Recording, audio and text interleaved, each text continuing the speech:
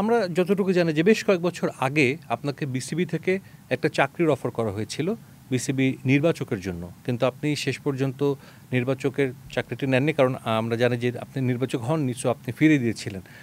কেন ফিরিয়ে দিয়েছিলেন এবং কি বলা হয়েছিল চাকরি যখন আপনাকে প্রস্তাব দেওয়া হয়, কি বলা হয়েছিল এবং কেন ফিরিয়ে দিয়েছিলেন? না, এটা বেসিক্যালি অনেক দিন আগের কথা। নির্বাচকের যখন প্রস্তাবনা আসে, প্রথমে আমি মানে পজিটিভভাবে নিয়েছি যে একটা সুন্দর অফার। বাট আমার কাছে মনে হয় যে আমি জিনিসটাকে দুইটা কারণে নিই নাই। একটা ফাইন্যান্সিয়াল ব্যাপার ছিল।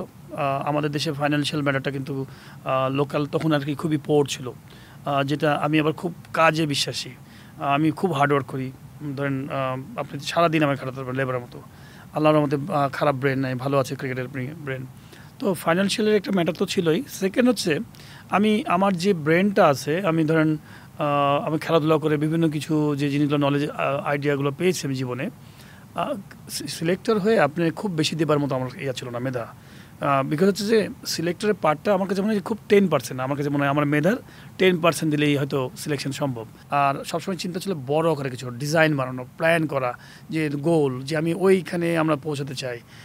আমি সবসময় কিন্তু বড় স্বপ্ন দেখি।